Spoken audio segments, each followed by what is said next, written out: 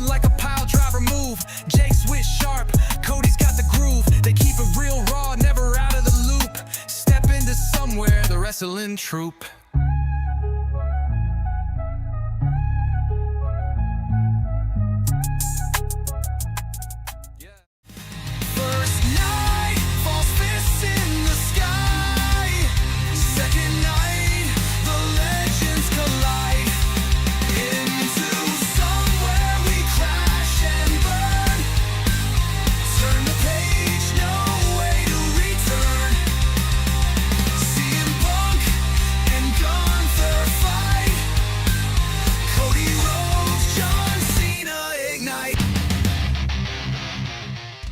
Broken foot, but the show rolls on. Jake's pain sings a quiet song. In the sun where we all fall, wrestling rumors, wrestling brawls. Jake and Cody calling it raw. In the somewhere breaking the wall.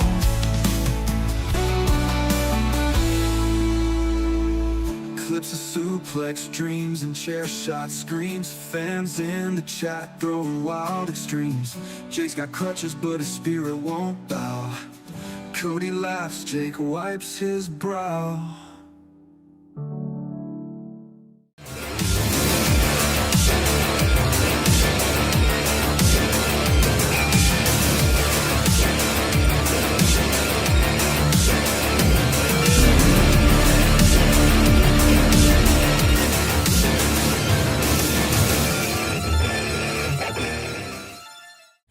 Calls a shot, Spaz breaks the game. Cody's in the fray, adding to the flame. Ladders they rise, fists hit the air. Chaos erupts without a care. Triple A's warriors, NXT's pride. Only one walks with glory inside. Into somewhere we scream and shout, breaking it down, no shadow. Into somewhere where we breaking it down. CM Punk, John Cena tearing up the town. Broke half on fire, no one spit it better. Reef wing like a beast, no one does it clever. Cena through elbows, Punk through shade. Chains clang, bodies bang, rivalry displayed. Slammed into the chains like lions in the cage. Toronto crowd wild, unleash all the rage. In this summer, in this summer, the Garden's buzzing, New York feel electric. Punk's fist cracking, Seth's got a death wish, hectic. Cody says, man, Punk looking hungry tonight. Jake nods, but Seth flips, guts all in the fight. Roman stomps through, Rex plans in his strut. Tribal chief with bad vibes tearing it up. MSG crowd, stunned faces in the stand. Cody shakes his head, this again, damn man. Y'all believe in Joe Hendry's name, fighting through the fire in the wrestling game. Hardy soar like the legends they define. Knockouts fight, her power aligns. Mic drop, we analyze every bout, discussing every twist, don't leave a doubt. Predictions, insights, we break it all down. Into somewhere best critics around. Into somewhere we reviewing every bout, breaking down the moves, ain't no shadow of doubt. WWE heat, we bring that white hot flame. From Raya to Gunner, we calling names. Yeah.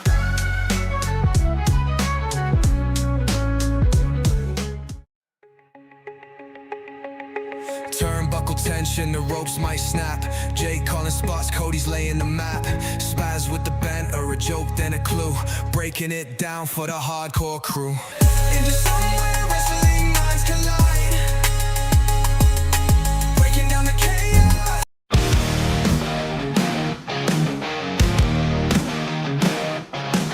Jake and Cody on the screen, voices loud, bright and mean. NXT Heatwave, prediction scream.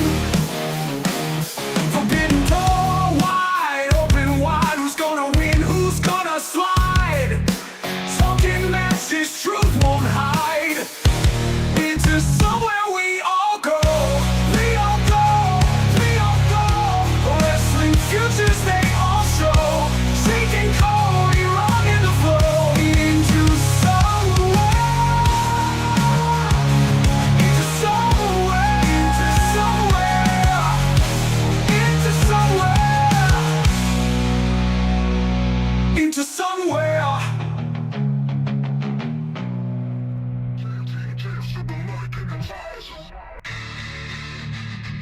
Holy hell. I said the words into somewhere so many times. I sing, scream, sang for that intro. And that's what we came out with, so not bad. Gotta love, you know, V-filters and everything else. But what's going on, guys? Into Somewhere Weekly, where we're live in a terrible format on Instagram, as well as being live over on Twitter and the YouTubes, of course. I'm not alone. I've got my microphone up, man, myth, and legend, work husband as well. We know I'm not monogamous. What's going on to Cody O'Needy 316? What's up, buddy?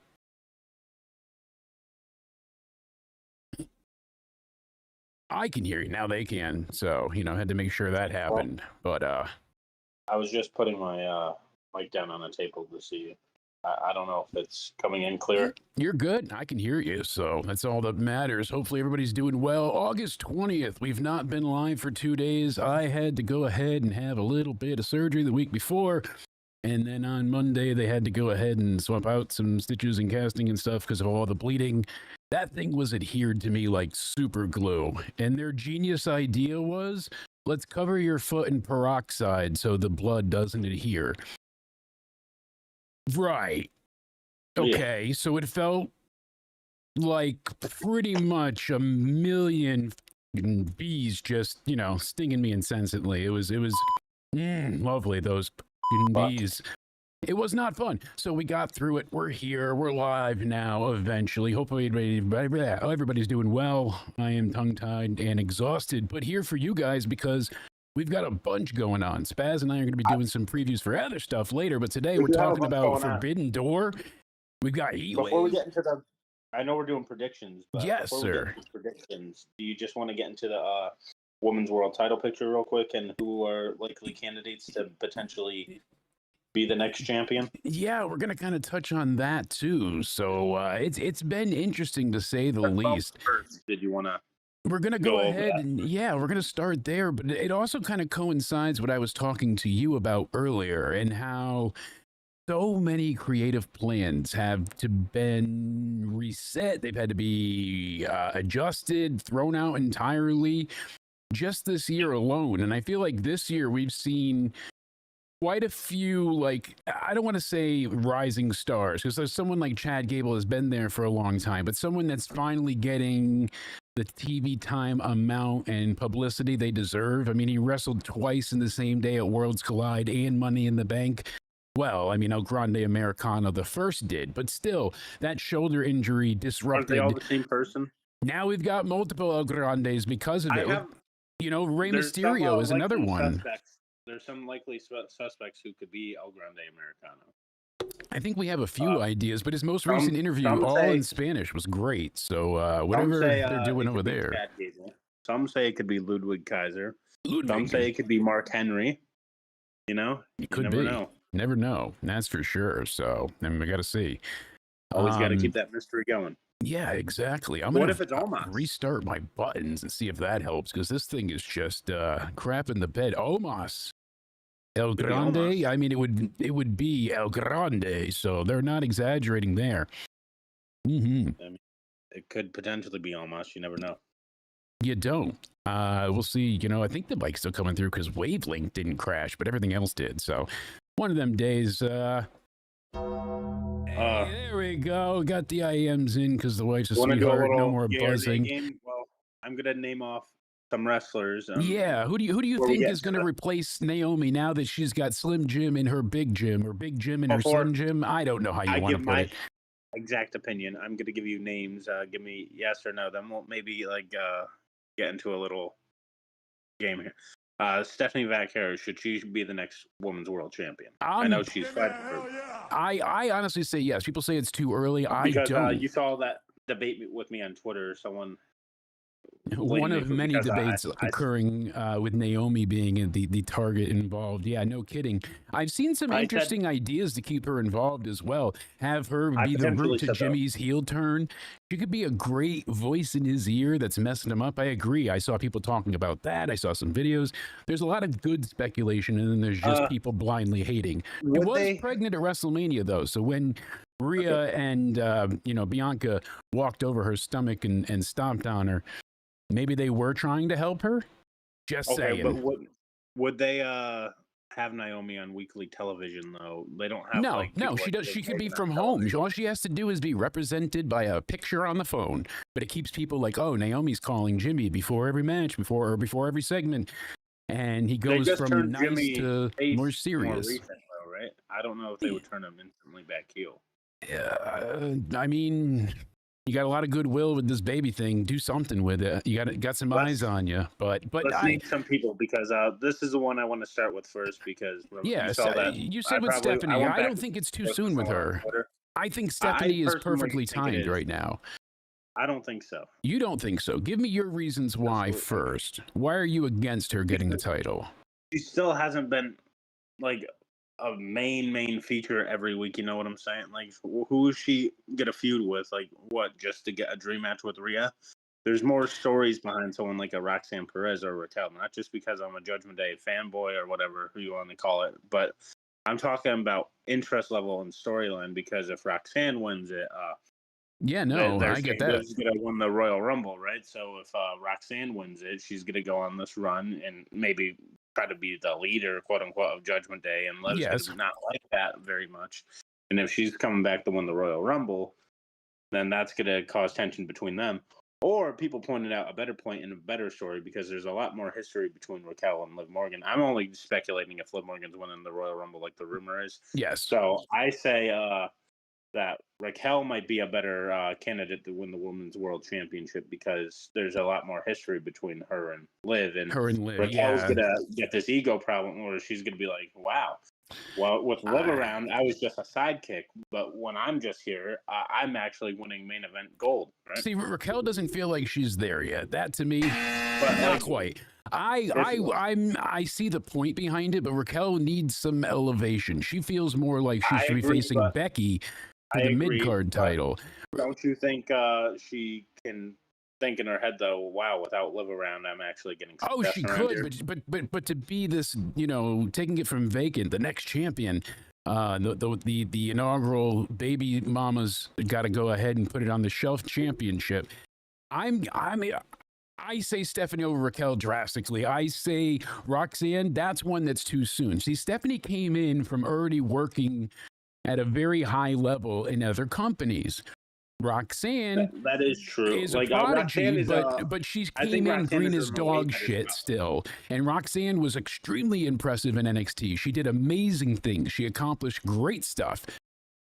But, and I say it lovingly, I still feel like she has a lot to prove to the audience of the roster. You put the title on her now, it's more of a weight than it is a way to uplift her, I feel like.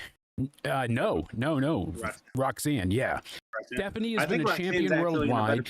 Stephanie was the first dual champ in women's NXT, unless they're still counting the speed title, which, I mean, that thing's a bit of a joke, granted. I don't know. I still think Roxanne's in a better position right now than Stephanie to win the Women's World Championship. I don't know if you agree or disagree, but if you disagree, I think you Yes, Pop, I think you crazy. Okay. I might have to get my way over to your ass just to beat you with one of my crutches for a comment like that. Explain my reasoning, at least. I do understand your reasoning. My reasoning is that Stephanie is far better equipped as a current beloved chosen fan favorite.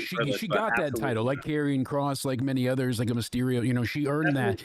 She was never put in that top spot so far, but yet the fans, they want her there. There's a difference. Same thing. We want Kross. We want Stephanie. But the fans, they like her. In the ring, right? It's not. She's great on the mic. She can tell compelling stories. And I think her and Roxanne feuding post her getting the title at Clash in Paris would be perfect. I think they're going to run her and Io back. I'm assuming that's going to be the plan. Stephanie was owed a title, and Io and her had a great match that was interrupted. They're going to run that back. I'm happy to see it played out in Paris. The crowd's going to be great. And I don't want to see Io just get the title again because I feel like that's 3 steps back to where we were. Not that she wasn't a great champion either, but she's in the same place. Of my Twitter back and forth because, you called me going at it with someone on Twitter earlier. Multiple times. Yeah. So I was going on Twitter like all day because I just said, and I get it. I'm I'm not gonna get mad at anyone that flamed me for it because yeah, like Stephanie's great, but I just personally don't think she's ready for that. I think it's too soon for Stephanie. And I know you're probably going to call me a hypocrite for saying Roxanne's ready, but I think there's a better case why she's ready than Stephanie, and I'm going to explain that. Roxanne has been on TV weekly and featured in matches, etc. She's in one of the top storylines on Raw right now, right? The Judgment Day.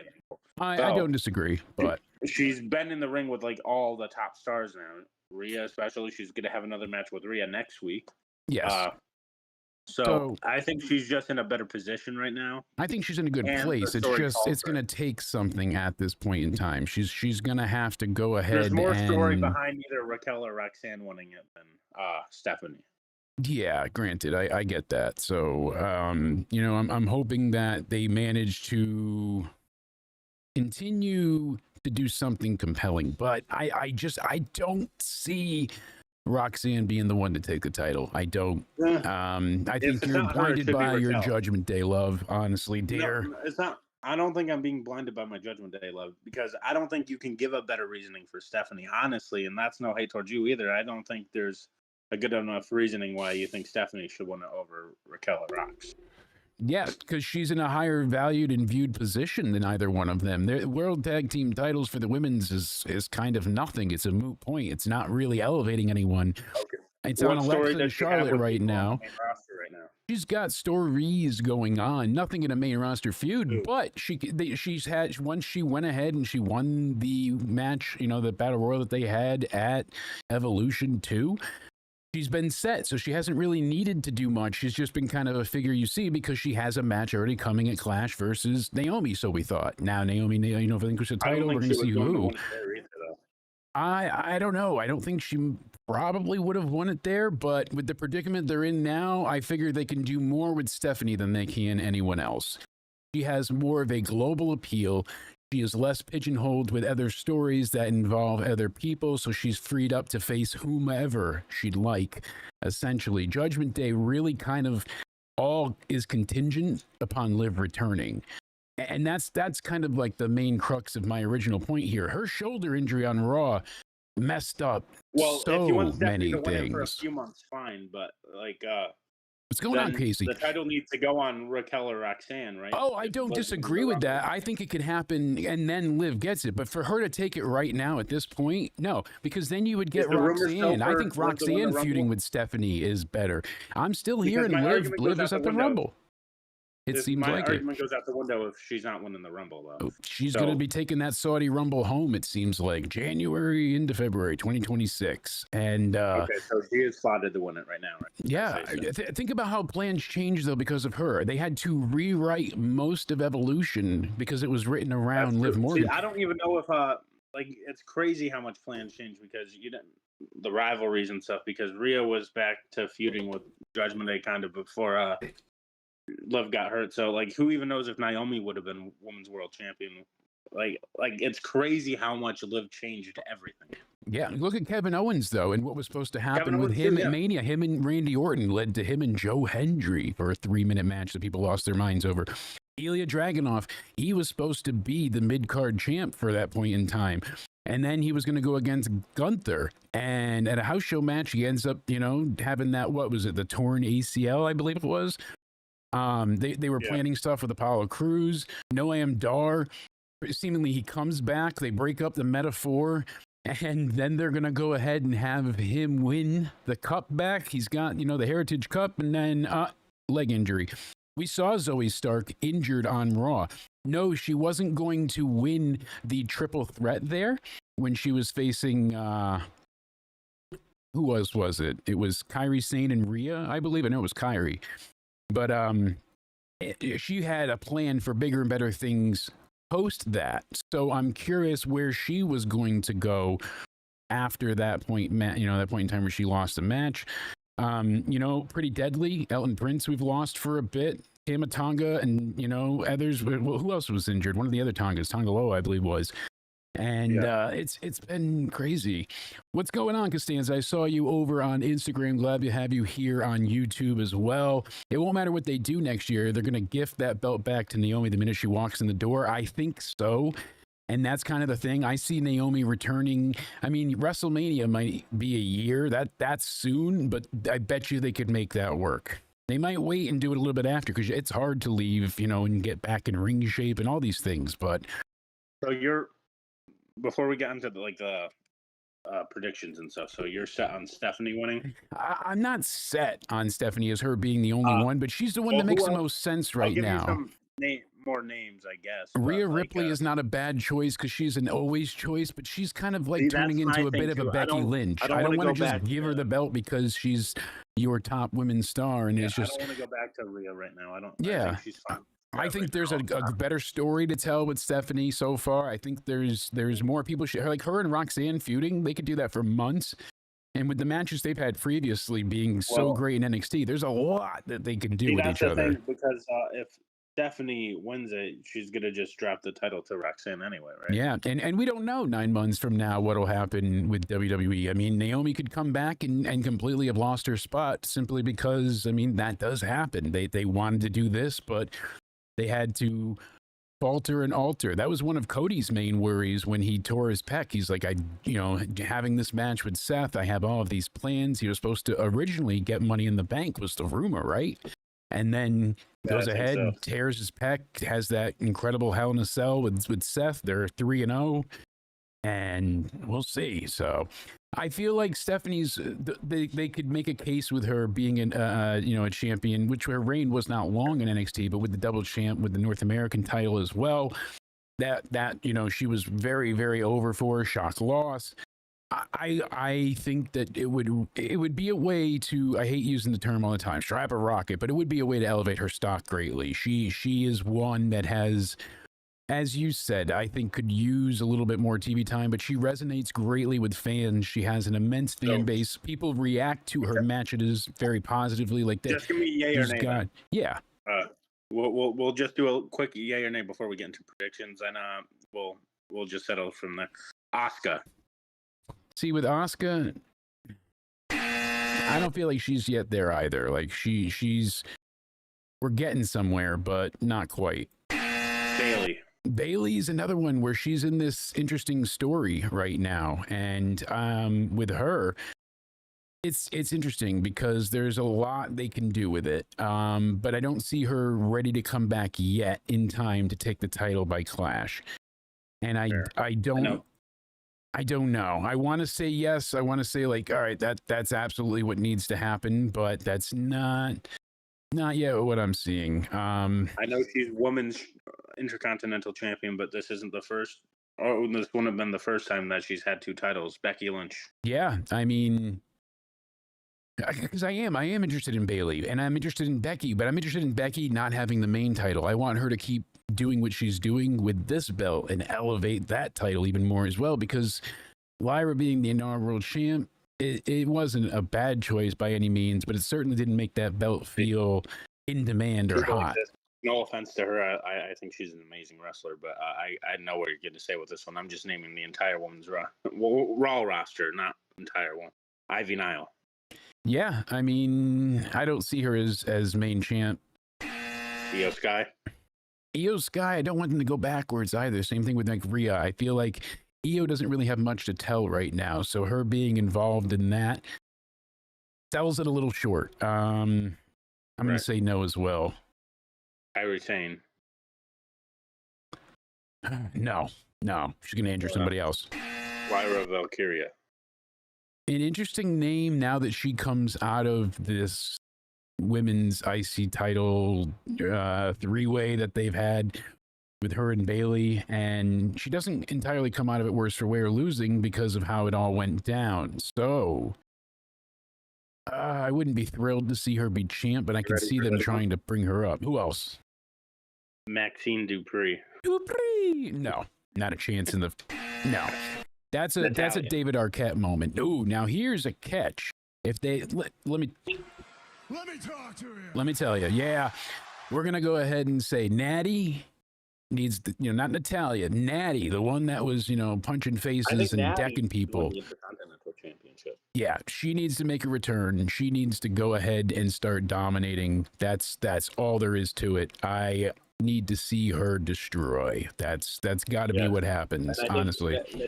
I think Natty benefits the Intercontinental title. Yes, that would be another one, like her and Becky head to head. But I still will talk about Clash shortly, next week. And nope, DJ Anime's Liz, not a guy. But hanging out in the chat, it's good to see Arushin Chu in there. Long time no here. Then we've got Chief also making some great comments. Shout out to you and Paulie in there. Glad to see everybody hanging out on Instagram and on Twitter. Nikki, she's one. I don't want to see her with the main title, but it would work. It would work. It would.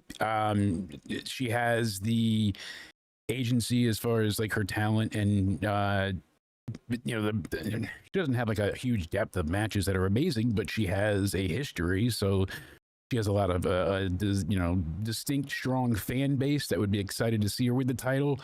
Not entirely for me, but I do want to see the match with her and Becky, so I'm not entirely anti Nikki. She has improved. Say together because we were just talking about the three of them: Raquel, Rhea, and Roxanne.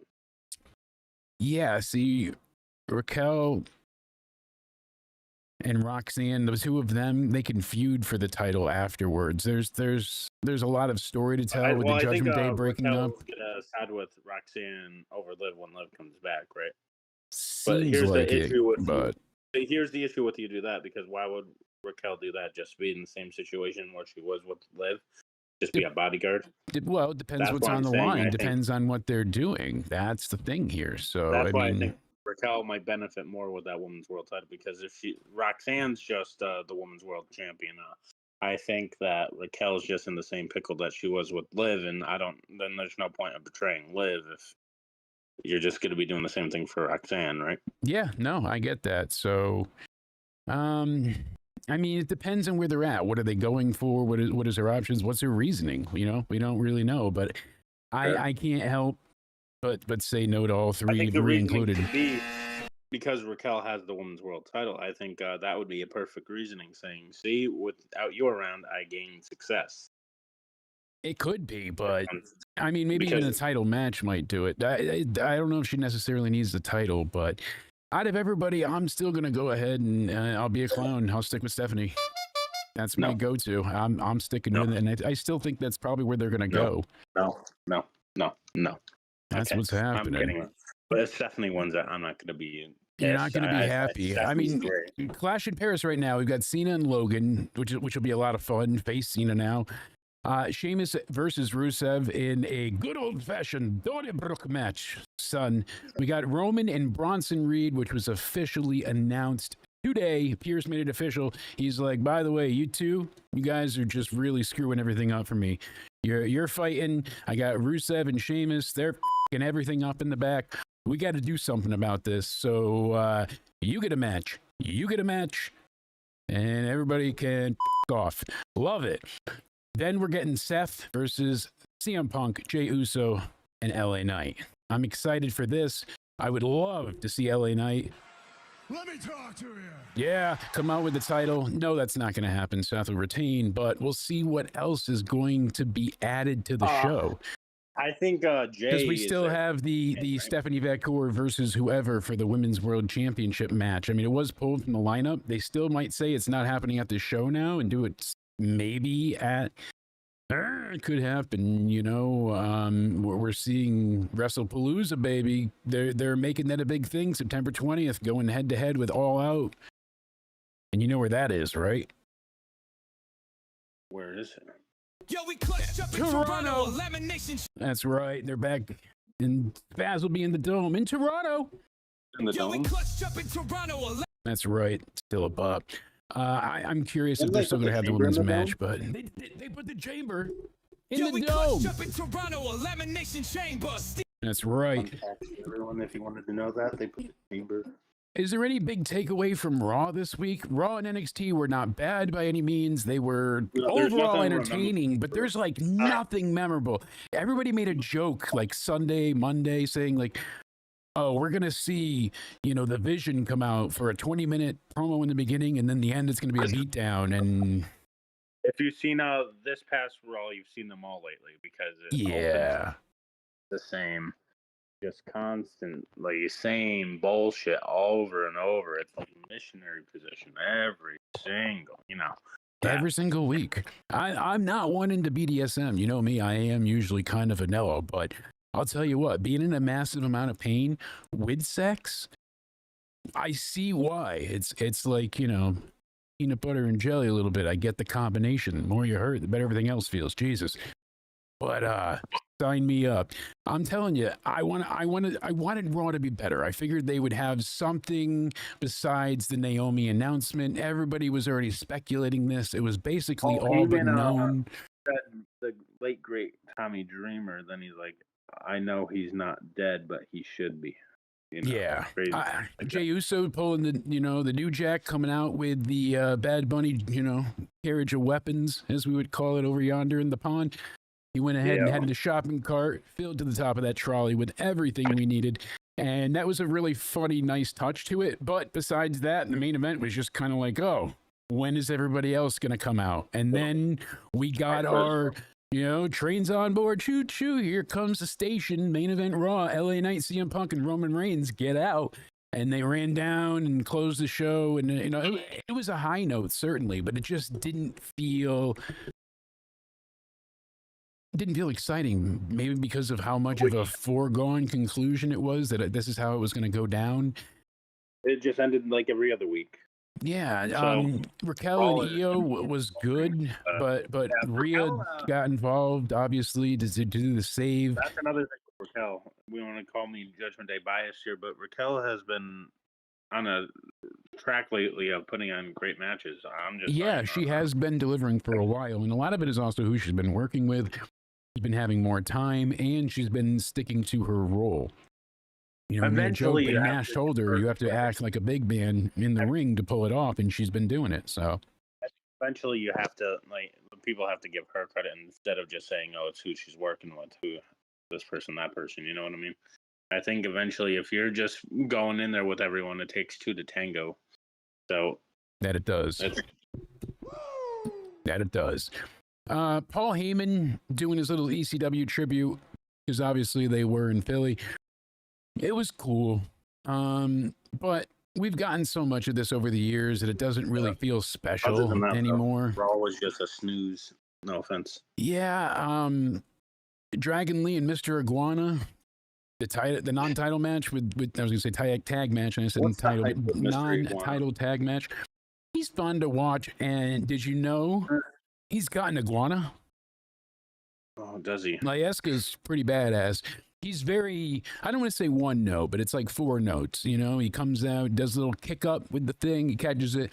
He does his lucha libre, move set that is him just bouncing all over the ring, all over the place impressively, and he chains moves well together. Then eventually he tries to attack with the puppet. Layeska dies. He has to bring Layeska back to life, and then he wins. And that's kind of it. So seeing Vikingo come out, he gets the better of Judgment Day, and then Dom beats the hell out of him. I think Mr. Iguana is a good wrestler, but I don't dig it. It's just a character that will get old after a month or two. See, for the audience that it came from with AAA, it was very big for children, and I think that's going to be the draw here. I don't think it's aimed at us. Yeah, but they're merging, and he's still not bad in the ring by any means, so it's not like it's unimpressive to watch him. Him and Balor he's good in the ring. Great, he's good in the ring, and doing Demonito against Layeska was a lot of fun. I enjoyed that. The puppet shouldn't be $100. Fuck me, smack my ass and call me Susan. That is a ridiculous amount for that thing. But I think the falling in reverse, Ronnie Radke has that Donnie puppet in his new video. I saw it on Twitter before we started the show. He's selling his puppet too. $300 for the Donnie puppet. Wow. Comes with the blackout tattoos though, so I mean that's got to mean something. Yeah, Penta taking on Xavier Woods was boring. And I don't want to say that, but it was bland. And then Bailey's backstage video is okay, but the way it's being presented with you're hearing her thoughts and all this stuff, I liked it better more when she was just kind of you don't know if she's hearing things or not versus her hearing her own thoughts out loud. I don't know. Crazy be damned. Becky and Natalia was boring. This was not Natty. This was more of that Natalia. And as much as Roman is happy to come down and make the fans pop, it's very much just him since he lost the title. He comes out, he fights with someone in the bloodline, usually, or someone in another faction, and gets his ass beat for a couple of weeks, wins the pay-per-view, and then fucks off for 4 months. So I want a little more from Roman. That might sound selfish, might sound a bit, I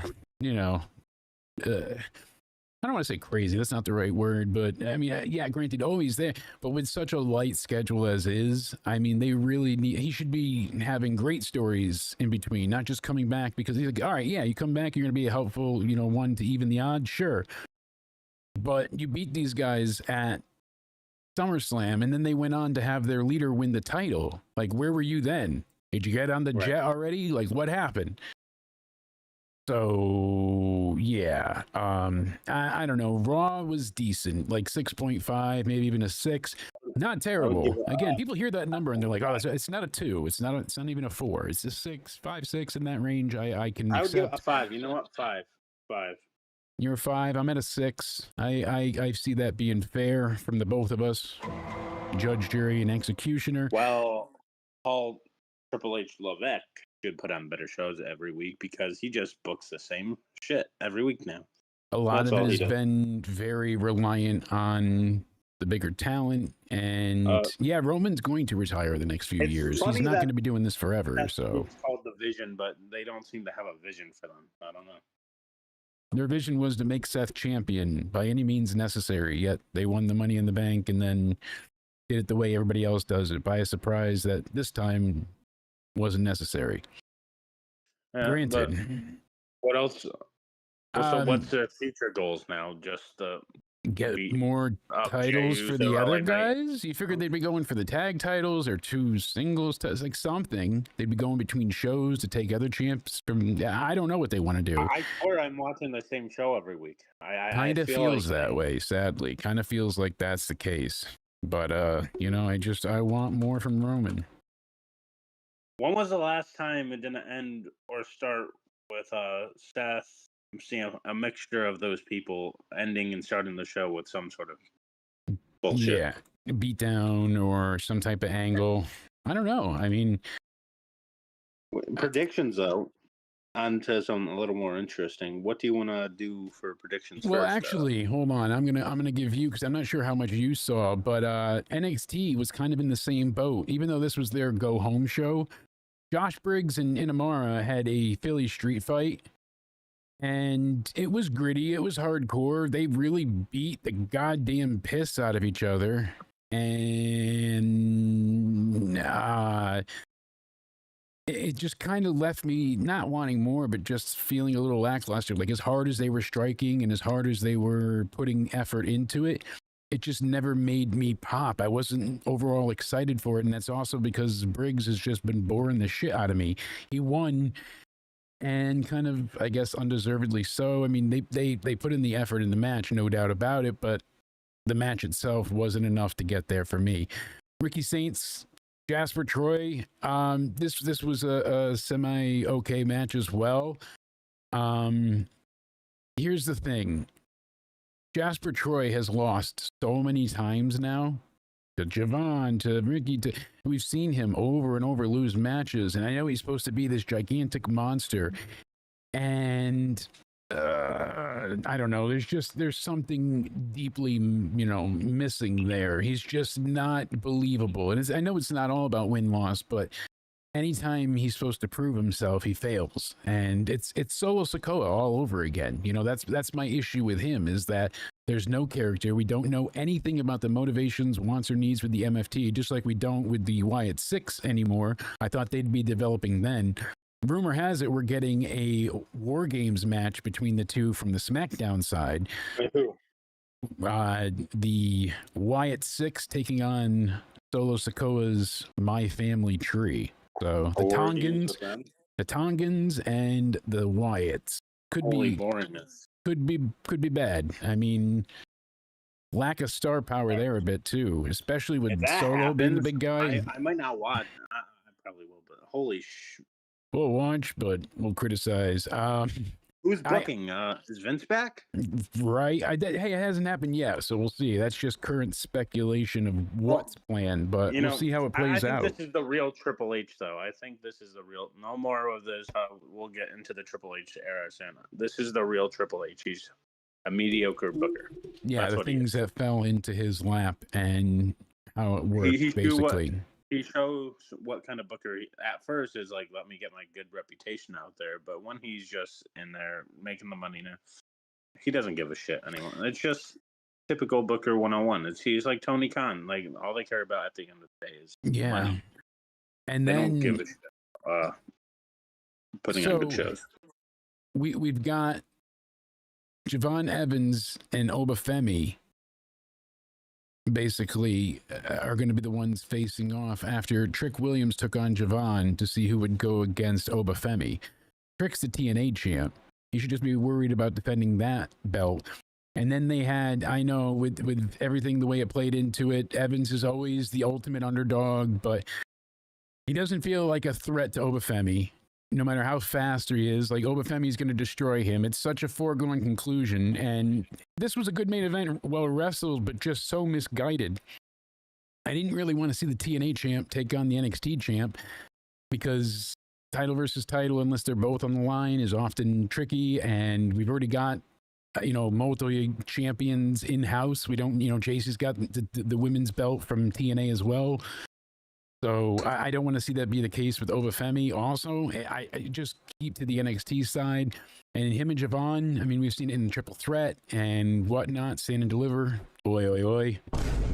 But to me, this is just not, this wasn't it. Him and Javon just doesn't feel as big as it could be. And then Fate and Influence, their 6-woman tag was good with Ash and Heather by Elegance, and then M by Elegance, and Masha Slamovich was a special guest ref. That was fun. Jordan Grace was not good on the mic either. She's never been like superior as far as talking goes, but this really went like it went down the pipe and sank super quick. And by the time Monroe got out there, I almost said Mariah. Blake Monroe got out there. It was like the crowd was already turning on it, and then it just felt very clunky. Like, oh, now you can't assault me, or else the match is off. And of course, she beats up all 4 male security guards, and then from there, she snatches her arm, and she's like, oh, we're gonna have this, and it just didn't feel threatening. It felt silly, and she unfortunately didn't sell me at all with it. So NXT was like a 5. Not awful, but again, some of the storylines confused to see how much is that is working out. So we'll see what happens. But thank you guys for hanging out over on Instagram, again on Twitter, over on YouTube. Make sure you're subscribed, hitting the like button, and all that jazz. We appreciate it greatly. You can follow Cody on all his socials in the description box down below. Because now we're going to head into the predictions for Heatwave. Quickly, while we're here, I mean, there's not a ton to say about these matches, and here's the thing. So Blake Monroe, Jordan Grace, heat match, like I think it's going to be about as much heat as they're going to get from this. And Heatwave's heat match is supposed to be, really like, oh, you want to see Jordan get her hands on Blake, but I don't feel like the crowd's entirely behind that, because some people still really enjoy Blake, heel or not. And other people aren't entirely buying what Jordan has to sell due to how she's delivering her lines in the ring. Here's the thing. If they beat Jordan Grace and they have Blake win, it only elevates her further towards the NXT women's title. She can cheat to win, and then her and Jordan can have a stipulation and then kind of end the feud. I don't see it ending here with a clean match. I think Blake's going to cheat. I think she's going to overcome Jordan's strength and use her evil ways to outsmart, the big behemoth that is Jordan Grace. So I'm picking Blake Monroe. Blake Monroe, okay. Yeah, there's no way that she's gonna lose now, right? Yeah, Blake Monroe's probably gonna. Seems like it. Then, you think they're kicking off the show, or are we doing it in the order you think? Or? just what I have listed, but yeah, I think they're going to kick off the show personally. I could see them. It's going to be that or the women's triple threat. So that's Kalani Jordan, Jada Parker, and Lola Vice. This is for the #1 contender for the Women's North American Championship, held by Sol Ruca in Soul's Hole, because we know The Soul Snatcher, because I think it could come out of anywhere. Soul's Hole is Correct me if always I'm wrong, all the way out. Are Well, they- more than just Are they that. doing is this at Heatwave? Or are they doing Hank and Tank versus Dark State? Or Yes, okay, that is indeed. And you know what? While we're still on the triple threat, I'll poke your mind there. Then we'll get into the tag. So, yeah, Kalani Jordan was a great women's North American champion. I don't know that she needs that title again. So for me, you take her out of it right away. Just give her the X. She's gone. Then Lola Vice and Jada Parker. Jada Parker has been in some big matches, the Fatal 4-Way. She's gone for women's titles.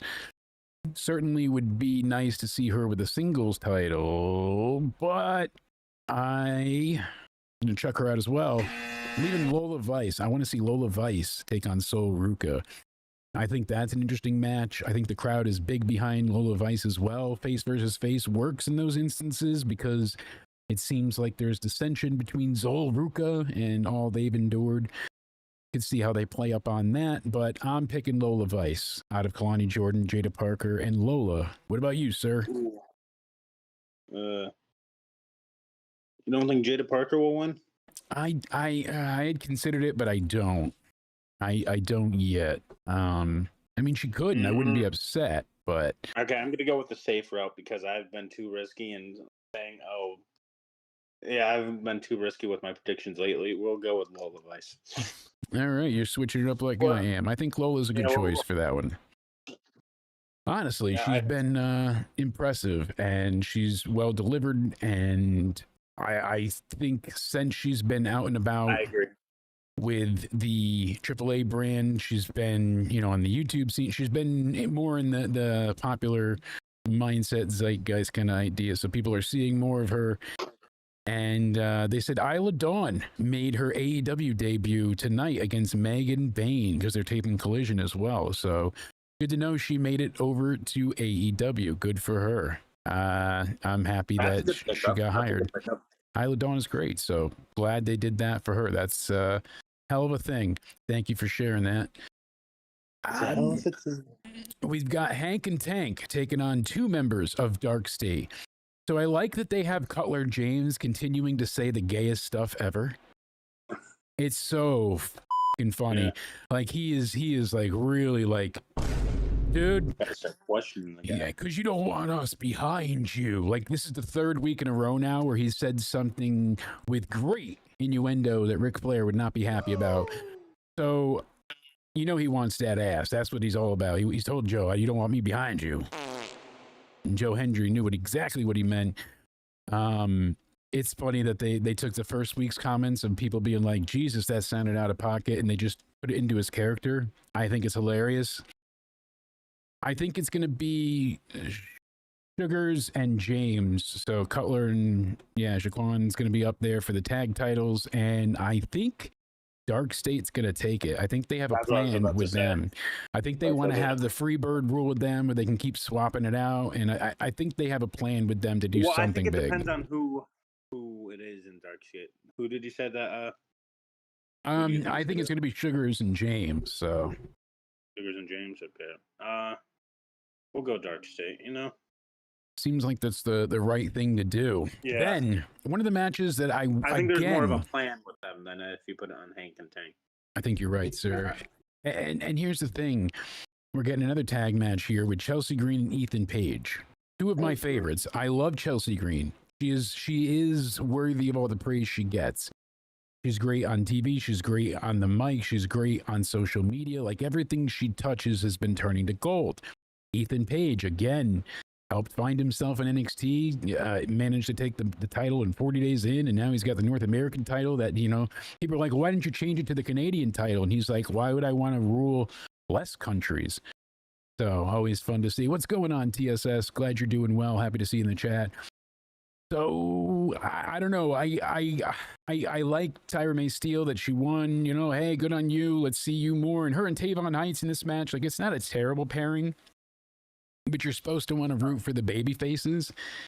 And Right. I can't stand them. They're the heels in my mind with this. They're whiny.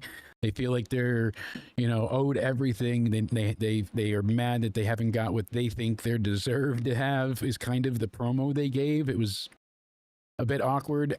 Chelsea and Ethan were fantastic every step of the way, and I'm excited to see Yeah, they were them in this perfect. match. Yeah. But I don't give a Hilarious. shit about this match. That's the thing. I want to see Chelsea and Ethan wrestle, but I don't care enough about Tyra and Tavon to really. Okay, thank you. Thank you for saying Yeah. that, because that's why you heard my "oh great" when you were talking about this man. Mhm. I like Chelsea though. Chelsea's amazing, but no offense, Chelsea. If you ever come across this, I don't know if you will, but like, She If, deserves. They you- they that was deserve anything better to do. opponents. Yeah, for her to come back with this, you know, Canadian role that she's portraying, it's funny as hell. But they need to do something else with it. So hopefully they figure something out here. I still think the heels are going to win. Chelsea and Ethan will yeah, win. Chelsea and Ethan are going to win, 100%. They don't need to, because then it sets up, you know, a title match, you know, versus Tavon for Ethan. But I don't think they need to get that out of here. And there's a bunch of people that he could face.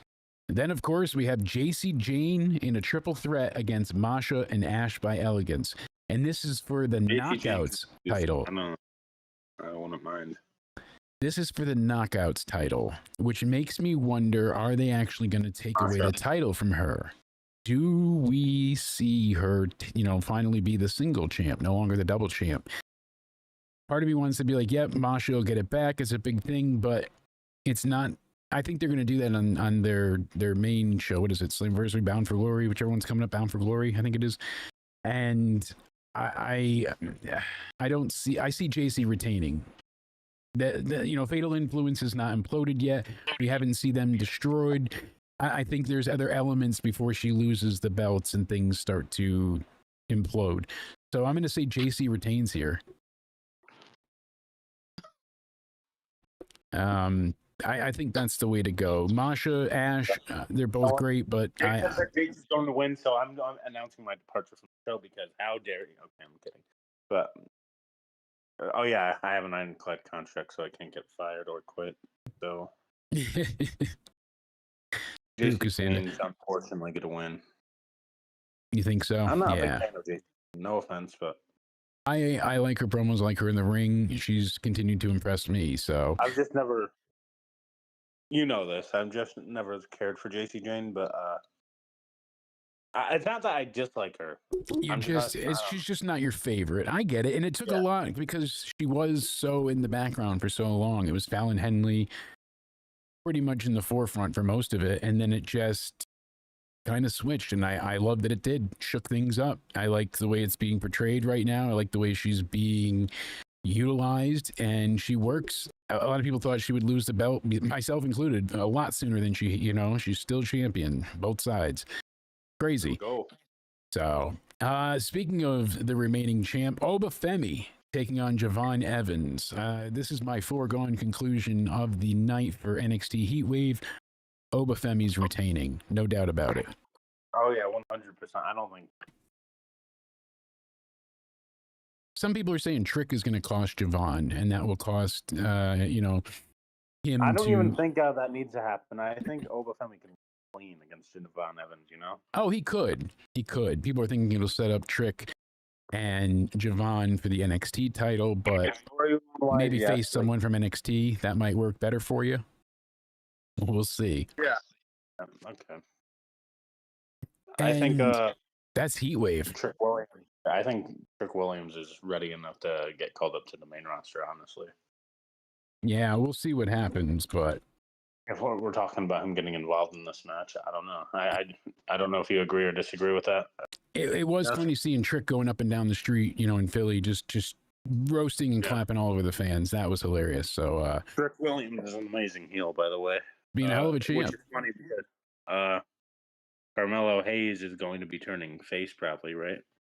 So I want to see them do that feud on the main roster, by the way. Just on topic. would be cool. I'm telling That's you. why I hope Williams certainly. gets called up sooner rather than later. But Wow, Liz thinks Javon is going to win. Liz is going to join us to do the Clash in Paris predictions when we have those live next week. So we'll hear her predictions from her as well as Spaz, Phoenix, and Cody's. So it's going to be a big episode. Make sure you tune in next week into Somewhere Weekly. And we'll be live this weekend. Don't forget for the review for NXT Heatwave and AEW Forbidden Doors. So when the shows are over, we'll be here to review both of them and talk about what we saw. Forbidden Door. All right. Yeah, they're back in London, England, Sunday, the 24th, in the O2 Arena. And it's not a bad card. How they got here has been lackluster. Their stories haven't been great. Their week-to-weeks haven't been great.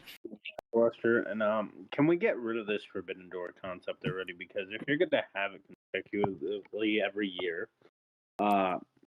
then how is it still a fucking Forbidden Door? That's kind of the thing. The first year was great for them because it's like, oh wow, Spaz went to the first Forbidden Door. You're getting matches from, it's like dream match scenarios that you never thought you'd see. But New Japan works with them so much and often that nothing feels special, really. And a lot of the card, they're a partnership, so it's not forbidden.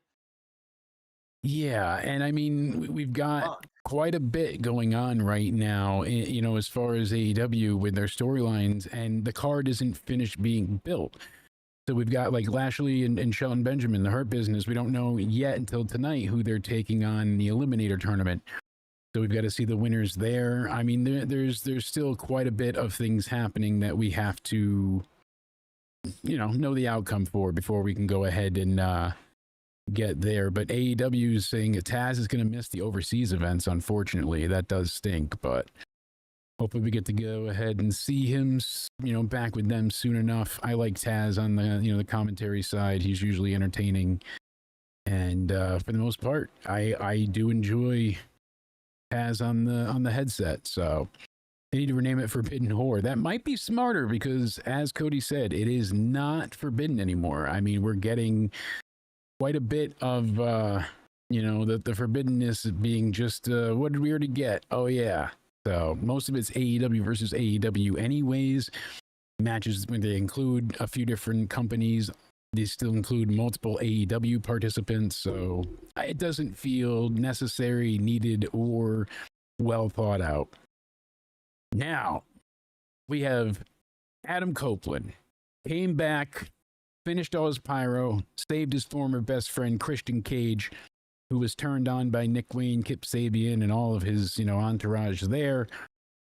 We're going to see Edge and Christian one more time in Toronto at All Out in September. I think that's when they'll take the title belts. I think that's what they're building towards. But until then, we're going to see them get their return match here, and the good guys will prevail. So they're going to take on Nick and Kip and beat the hell out of them. They got no chance, those two, Nick Wayne and Kip. Kip's going to be back in the paper bag when he's done with this match. So we'll see. I think they're going to still need to work on getting that full-on back on track mode. Yeah. So I actually think they might lose their first match back. It could happen. And as far as that tag match goes, we've got FTR and Bandito and Brody King. So that, the made-up team of Brody King and Bandito taking on FTR tonight on Dynamite. That'll be the finals of the tournament to take on Bobby Lashley and Shelton Benjamin. So with this match, Edge and Christian have to win. And with that tag match, Bobby Lashley, Shelton Benjamin against, I think it'll be Bandito and Brody. But either which way, the Hurt Business is going to hurt people. They're keeping the titles. Tag titles are staying with Bobby and Shelton. Fair. Benjamin Shelton. I have a question I don't know if people care or if they prefer it. I don't know if this is going to be our normal time slot from now on or just these last few weeks because stuff's come up. Yeah, it's kind of worked a little bit, for content, but we'll see what people prefer as we go ahead and we'll ask the chat to let us know and go from there. If you prefer like the 10 p.m. time slot, we can still do that. If you prefer the 5 p.m. time slot, even better, up to y'all. Today is just unfortunately how it worked, but That's how it goes. So let's go ahead and get through these rest of the predictions. For you, gotta go, my good sir. I think they retain. We've got Kyle Fletcher against Homaru Takahashi. Oh, our hero. I can always say it bad. Whatever. Half of these pronunciations, they're going to be nonsense anyways. Should I just say Kyle Fletcher retains. because I don't know how to pronounce the other name? Well, Takahashi is going to go ahead and Hiromu Takahashi. He's going to go ahead and we don't want to lose. Hiromu Takahashi is going to lose, and that's all there is to it.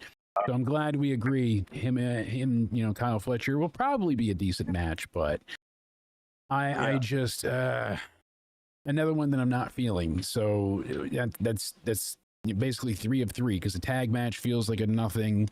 Edge and Christian feels like a real nothing, like it's building to another time. And then we go ahead and have Bobby Lashley and Shelton, like I said, Kyle and Takahashi. Now we got Mercedes Moné against Alex Windsor.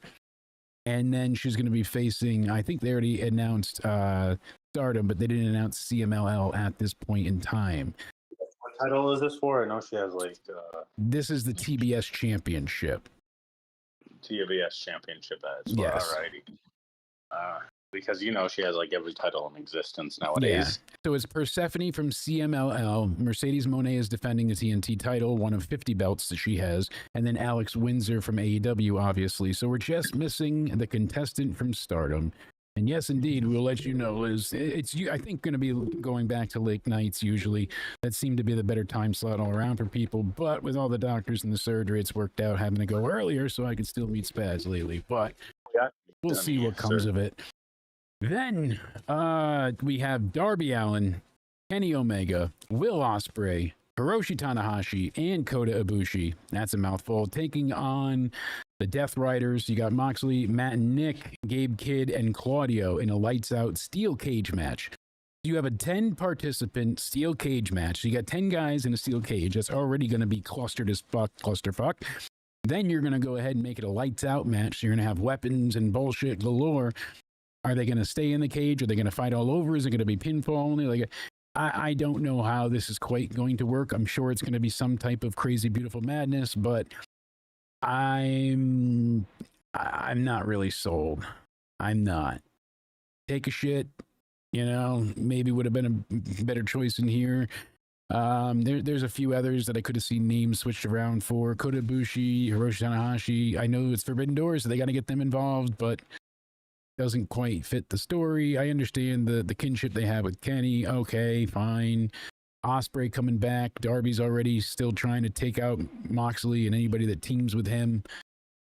But indeed, I think the faces are going to win here. I think that the Moxley thing is on its way out. We'll see what comes of it. But to me, all in all, I want to see the faces win. What about you, sir? What match are we talking about? Again, I just lost my train of thought. That's Darby Allin. Yep. Yeah, all that. I think the faces. Yeah, because Darby, he'll descend down from the heavens somehow. Kenny will throw off a bunch of pyro, and then they'll do something with tack shoe with the Young Bucks, and some skewers with Moxley, and a table, and some barbed wire. It should be a bloody madness. Yes, indeed. I agree. Yeah, faces win. I agree. So another one, this one I'm a bit more interested in. I'm not crazy, nor have I ever been crazy for. Well, I am nuts, but I've never been crazy about Zack Sabre Jr. People look at me, they're like, why do you say? I know he's good in the ring. He bores the hell out of me. His character, his portrayal, his persona, all of it. There just hasn't been something to him that's made me bite. Is that the one for the IWGP? Yeah, yes, the World Heavyweight Championship. Him and Nigel McGuinness. So they're bringing back Nigel, not since last year when he was at the show. They went ahead and made him in the Battle Royal come out. So now Nigel's coming out and no longer trying to cripple Brian. He instead wants to go ahead and take out Zack Sabre Jr. He's not going to win. Zack will retain, but this will be a good match. It's good to see him back again. So I'm happy that McGuinness is able to get back in the ring. I'm excited for that at least. But so far, there's just not that many matches that I'm like, I need to see this. There's only, I believe, yeah, out of everything, 3 matches that I would say like I'm genuinely excited for. And what do you know? It's the 3 that I last left. So we've got Swerve Strickland for the AEW Unified Championship. So that's the international and the continental title. Even though they haven't been merged, they're still split apart. And Kazuchika Okada, current champ, will be taking on Swerve. I would love to see Swerve take these belts from him. Okada's been the champ for so long, retained during the Continental. It'll give Swerve something to do, a lot of people to defend against. He's a great champion. The fans are behind him. He's still face. Do it. I think that Swerve should win here. Swerve 100%. Okay. We've agreed a lot tonight. We have, but I feel like a lot of these matches just kind of line up in that certain way, where if it's not someone that isn't from AEW, then it's typically the heel or whatever. So they've set it in such a way. But again, another Forbidden Door match. Okada against Strickland. How is that Forbidden Door at all? Same thing with this one. Toni Storm taking on the Ring of Honor Women's Champ and the Forever Champ, Athena. I'm excited for this. Toni Storm is definitely winning now. You saw Toni suplexing her on the tips of her toes with no shoes on. Craziness. I mean, they are ready to kill each other. I like Athena. I've enjoyed her for years. It's sad that she's still stuck with Athena's Ring of always Honor. been amazing. Yeah. You've always enjoyed her, though? Oh, I have. I liked her, and I liked her running NXT. The main roster left a bit to be desired, but I still liked her. She delivers, you know. Swerve's house, it was burned down. Oh, shit. So I think, I'd like to say Toni loses here, finally loses, and Athena gets the belt. She's the double champ for Ring of Honor and AEW. I think that would be massive. I don't see that happening. But part of me is like, no, they're going to keep her the Ring of Honor title, you know, only, and Toni will be retaining. So yep. I think Toni retains, but I'd like to see her lose, honestly. Toni's retaining. Then we have Hangman Adam Page versus MJF for the AEW World Championship. Hangman went ahead and put in for, you know, a hell of a match. He basically had his own, you know, Bloodline Rules match at All In and gets the title. I mean, there was a bed of nails and spikes and all sorts of crazy shit that had to go through for him to get this thing. MJF, he was trying to lure Hangman into a title shot without having to use his, you know, make a match contract, not Money in the Bank. But then we go ahead and he makes the match himself. He uses his contract. Hangman makes him all pissed off. And here we go. This is possibly the only like big draw for me, but even then I feel like it's given that Hangman's going to retain. It's far too soon for him to lose the title, but it sucks that MJF is losing his cash in the process. Hangman had a longer reign, I would have said MJF, but you know what, it being AEW, I'm just gonna throw this out. I'm gonna say MJF wins. Wow. Call me crazy, but this is AEW we're talking about deciding this, right? Yeah. I mean, I think you're crazy for some other opinions, but not with that one. I could see MJF being a great champ again. Hangman's better with the chase. I mean, he needed the title, but he got it back, and now he's got to go ahead and wait again. So we'll see what comes of it. But all in all, I'm excited. It's going to be a hell of a weekend. We'll be live after both shows on Sunday. I'm sticking with Hangman. You've got MJF, so we've got more to argue over. I honestly, see, unlike the IWC, isn't it crazy that we have different opinions and not get mad though? Right, you know. And as far as All Out goes in, you know, September, it's going to be exciting. I'm curious to see what we end up getting there, because we really don't, you know, we have no matches made yet. Obviously, there's some ideas, but I'm curious, you know, and before we do anything else and get out of here, I want to know your opinion on this. WWE did announce earlier that the last pay-per-view, PLE anyways, is going to be on the Peacock for Clash in Paris. Then after that, they're starting with ESPN. Yes. Oh, they're starting with ESPN in September, and oh my God. says right I don't know here how I from the feel New about York that. What are we Post, gonna do? WWE's first premium live event of the ESPN era is coming early and going head-to-head with its biggest competition.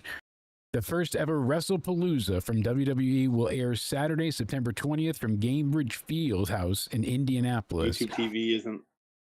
It'll be listed? live on ESPN's new direct-to-consumer streaming service. So if you have YouTube TV, I guess you have to go ahead and sign in to your YouTube TV into the ESPN app, and then going forward, you'll be able to watch it there, supposedly.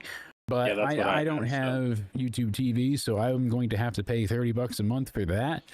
I mean, basically, I was getting Peacock for free because of my cable internet subscription to Xfinity. Yeah, yep, that's how we got Peacock too. Funny enough. So now I'm going to be paying, basically $30 a month, and but people possibly that more. do pay for Peacock, I'm assuming most of them will cancel their subscriptions for Peacock unless the WWE library remains on Peacock.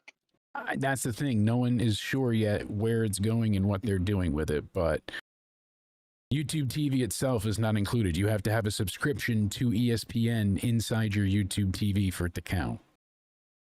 So wait, YouTube TV isn't included? Not unless you have ESPN on your YouTube TV. So if you have a subscription to ESPN, the channel on your YouTube TV, then you can do it. But like, what do you mean, like the channel? I don't know exactly. It's ESPN itself. You have to have a package to ESPN. If you don't pay for the ESPN package with YouTube TV, then you have to pay $30 a month for it. Hold on, I'm gonna look up while we're live here. Let's look that up real quick. I'm just curious. Yes, the NXT PLE will be live on Peacock, but not ESPN. So thankfully, I guess that'll be a reason to keep Peacock for some people. Hold on. So like if I have the channel, I don't know if you pay for the package. There's a sports package with YouTube TV. I'm not sure. I'm not. You have to have some subscription. So. I have like the channel. I don't know about how the package thing works. We gotta figure that out. Yeah. If you have the Disney, Hulu Plus, ESPN bundle, then you can watch the PLE at no extra charge. So ESPN Plus is going to be on the new ESPN service plan called DTC, but basically everything will be its own charge. So. Yeah, Comcast is not included with ESPN DTC yet either. So how much is that? So just ESPN is $30 a month for just ESPN. So how much is like the bundle? No idea. Because we have Disney Plus, so you might have a subscription to and we ESPN. have Hulu. So then you probably have the ESPN bundle. So just make sure, check it out beforehand before you pay for anything. And if we don't, we should just get the bundle if we have Disney Plus and Hulu anyway. Yeah, because then I think it's free anyways because you're already paying for both and ends up incorporating it in pretty much. But they don't like making it easy. I do. I hear the beeping, but neighbors aren't happy.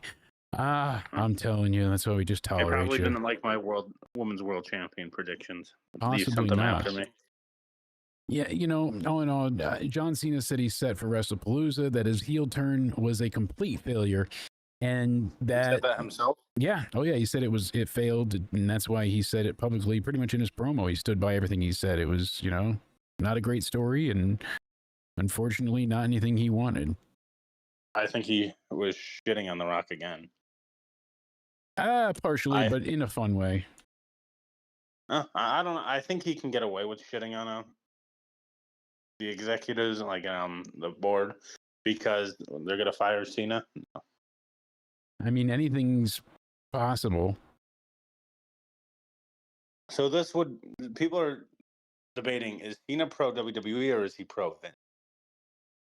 I think so long as he's employed with WWE, I believe that he will support the business that he's behind, but he still will always defend and love Vince. So I don't know about Fubo or Fubo, whatever it is. Fubo? Yeah, Fubo TV.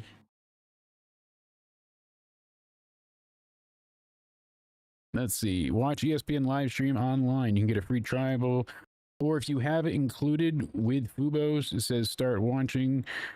It says it should be included, so we'll see. See, I need YouTube TV because I get the Sunday ticket for football. Yeah. It says stream live sports and exclusive originals, including WWE. Yeah. So it works. All-female AEW event, Forbidden Horrors. That would be great, but, you know, they don't need to do a women's show over there. They only have one match usually per show anyways. This one we're getting two, surprisingly. It's progression. I'll tell you what. We'll be back again this weekend, but before that, we'll be back to you guys with more podcast content, Into Somewhere Rivals, Guilty or Guilt-Free, and then we'll be live Sunday as well, bringing you guys the review of both AEW Forbidden Door and NXT Heatwave. I am looking forward to both. We'll see what comes of it. Sorry for all the commotion. I know, you got to hide the bodies better. I think that's part of the problem. Well, you sent them here because you said that you didn't have any here. I don't have any more room. I told you, I'm out. So I got to go in your basement. But you said dice. you were only going to be doing that on The Sims, doing that to people. Yeah, in The Sims. In The Sims. Yeah. Yeah. Cody, tell me where you can at least find people. Let them know where you're at. You can find me over on my Twitter or X, whatever you like to call it nowadays, at Judgment Day. Or you can find me over on my YouTube, which I still haven't posted gaming content yet. But I will get to that. Jake will help me out. Damn, Skippy. It's coming. It is. Judgment Day era gaming. Maybe we'll call it that. I don't know. And you can find me over on my Instagram, which I'm not paid by Liv Morgan. Instagram says I am, but if she is paying people, I should be first on the list. Cody_Onidi_316. That's it indeed. You can go ahead and find us over on just about everywhere at this point in time. If you want to go ahead and check us out on Spotify, search the term Into Somewhere. Go ahead and subscribe on YouTube. It's Jake Countdown and DeMarco. Hit the like button as well. We appreciate it greatly. Follow us on Twitter/X and on Instagram, both at Countdown Ended, for music, behind the scenes, surgery updates, all that fun jazz. Check us out on TikTok at Into Somewhere as well. And we've been uploading to there. I think we're no longer suspended in like 2 hours. So next stream, back on TikTok, and then we can be suspended again for another 7 days. But until then, I thank you all so much. Hope everybody stays sexy. Has a great night. And we'll see you all this weekend. Wait. Uh-oh, what'd I forget? So TikTok suspended us? They did. Were there fake accounts going in there? You know, I don't know who you still know, but... We're going to play the Uno reverse cut, and we're going to blame it on someone named George. If you know, you know. Sounds fair to me. Anyway, it's the outro. Goddamn George. Guys, stay sexy. Have a great weekend. We'll see you then.